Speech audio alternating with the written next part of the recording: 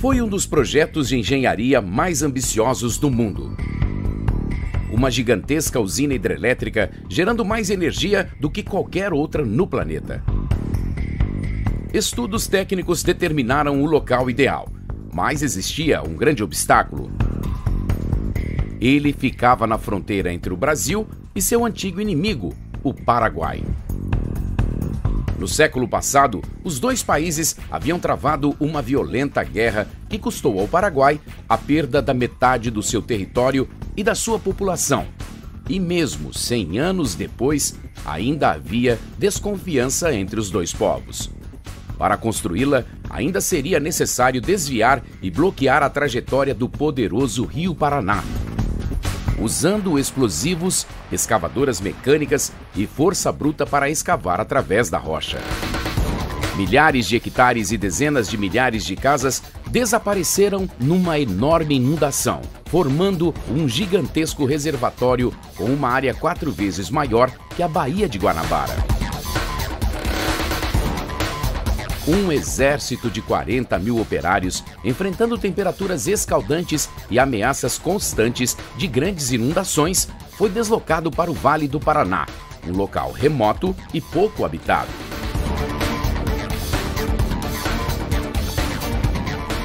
A única cidade próxima, Foz do Iguaçu, não passava de um pequeno assentamento fronteiriço. 20 bilhões de dólares e 7 longos anos foram necessários para construir essa estrutura monstruosa, enquanto o seu custo ambiental ainda era calculado. Exatamente como isso aconteceu, a construção da hidrelétrica de Itaipu é o que eu te conto nesse vídeo.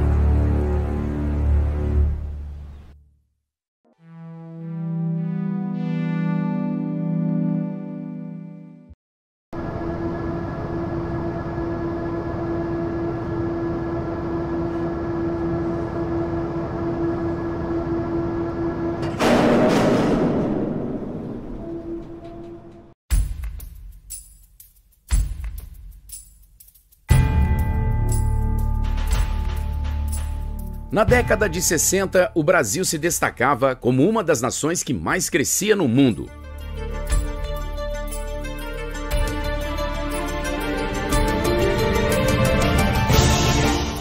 Com o aumento da indústria nacional e uma mão de obra relativamente barata, fez crescer o interesse internacional do país e, com todo esse desenvolvimento, veio o aumento populacional.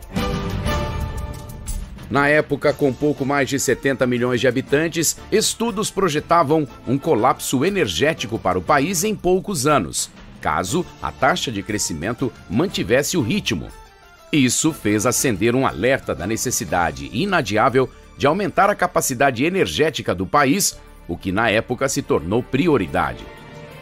Equipes de estudos foram contratadas para iniciar pesquisas para a criação de um projeto que fosse suficientemente grande para suprir as demandas energéticas, não só da época, mas para os próximos 50 anos, buscando atender as regiões sul e sudeste do Brasil, o centro econômico do país.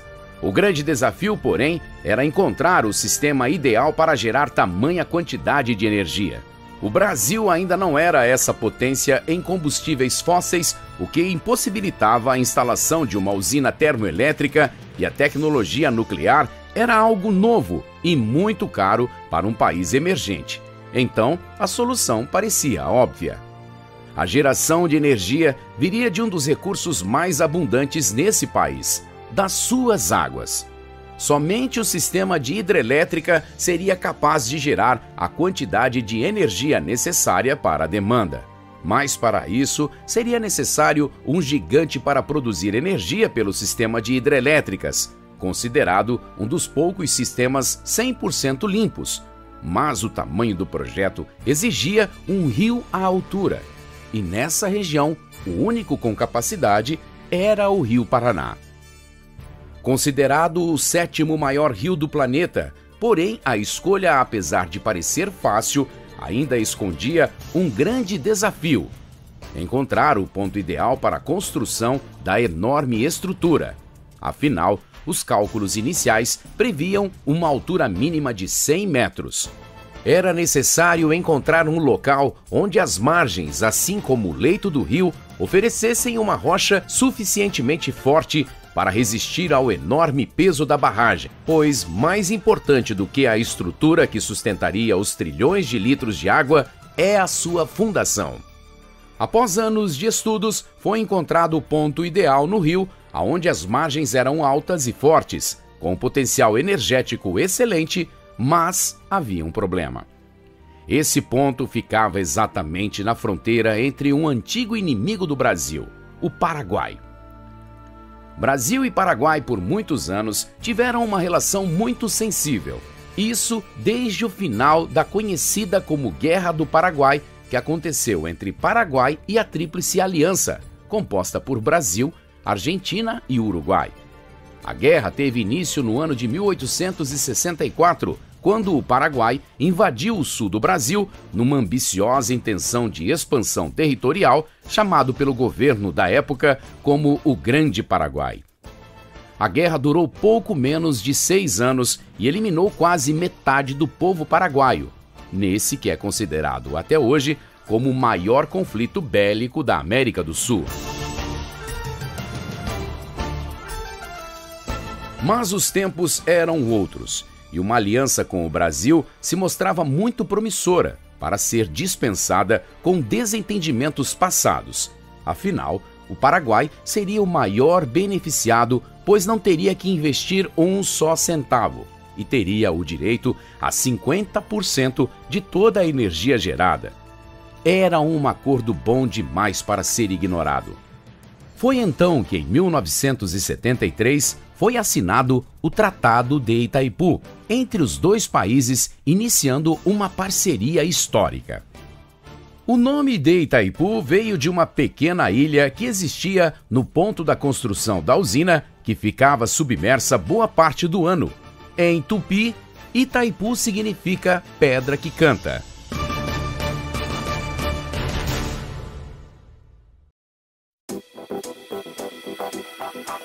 As obras começaram efetivamente em 1975 com as escavações do canal de desvio do Rio Paraná. No canal de 2 quilômetros de comprimento, 150 metros de largura e 90 metros de profundidade, foram retirados 55 milhões de metros cúbicos de terra e rocha, um volume quase 9 vezes maior do que o volume total extraído do Eurotúnel.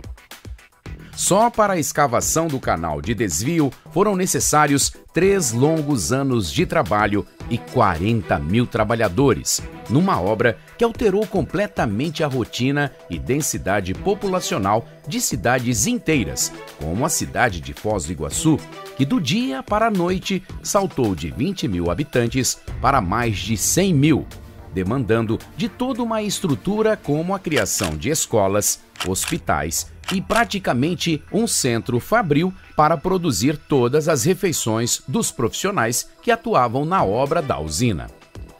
Mas todo esse progresso teria um preço. Afinal, a barragem alagaria uma área equivalente à cidade de Salvador, colocando abaixo de 100 metros d'água. Milhares de famílias perderam suas casas. Além das 7 quedas em Guaíra, e toda a fauna da região seria afetada diretamente.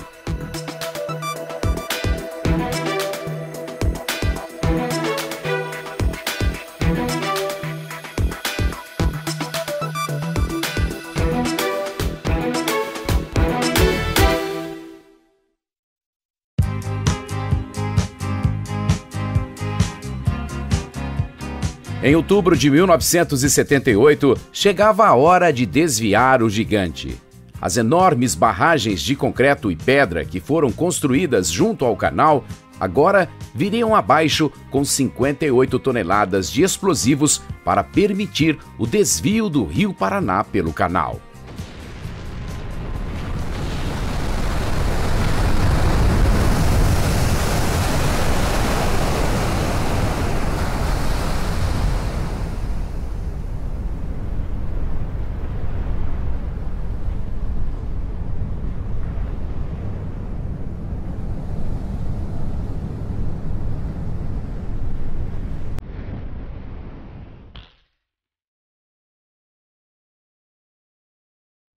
Agora o rio corria numa bifurcação, mas um grande volume ainda corria pelo leito natural, onde seria construída a usina. O trabalho de desvio precisou ainda contar com a construção de ensecadeiras de pedras com mais de 90 metros de altura para desviar o curso total do Rio Paraná. Agora o caminho estava liberado para a construção da seção central da barragem.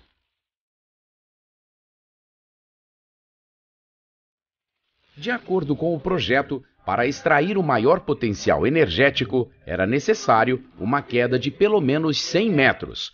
Porém, o leito natural do rio possuía apenas 50 metros de profundidade.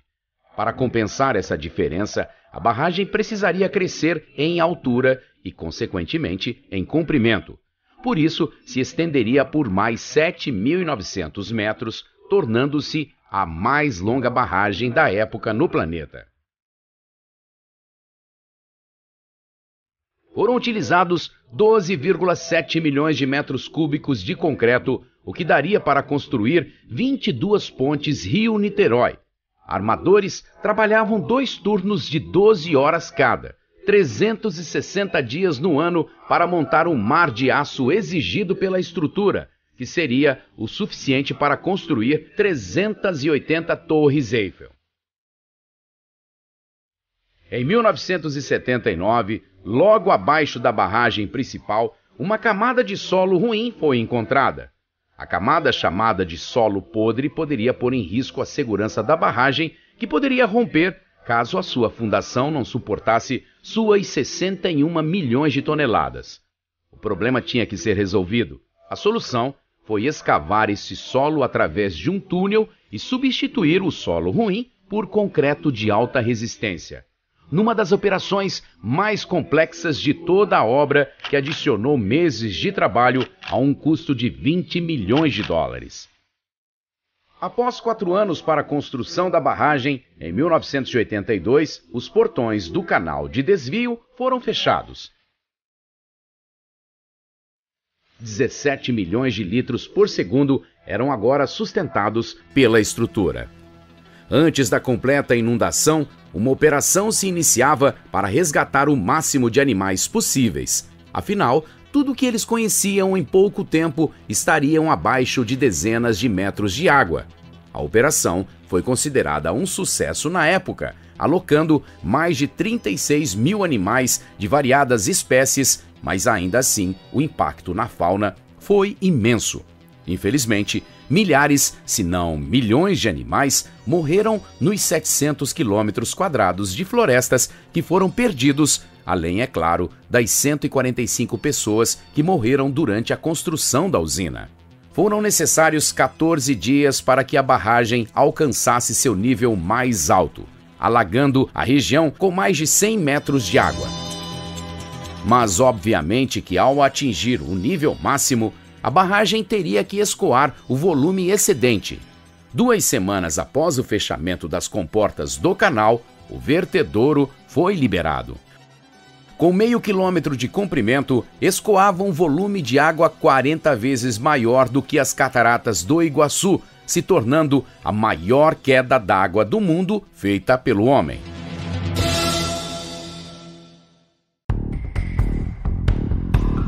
Apesar de todo o esforço empregado até agora, o trabalho ainda estava longe do fim. Afinal, nenhum quilowatt de energia foi gerado.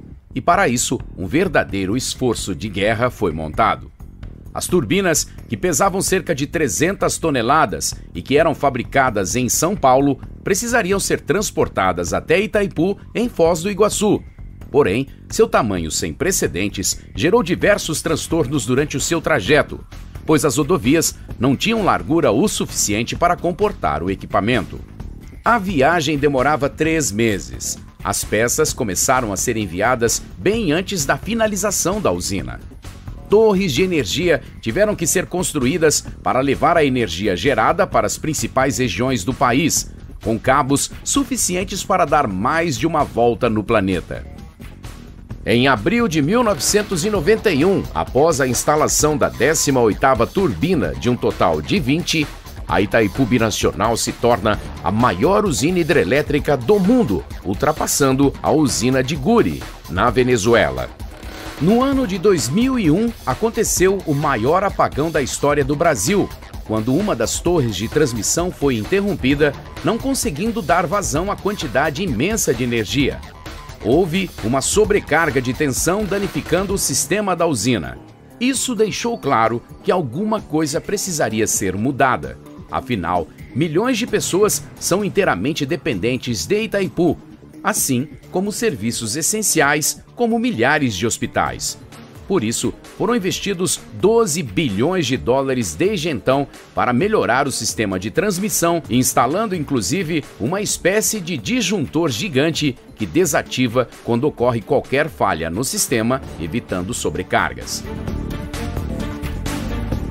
Custando 20 bilhões de dólares, a dívida da sua construção está próxima de ser quitada. Em 2023, a usina pertencerá única e exclusivamente para os dois países. A obra mais imponente até hoje em território nacional e que abastece com energia elétrica milhões de pessoas em todo o país, faz inveja a países de primeiro mundo.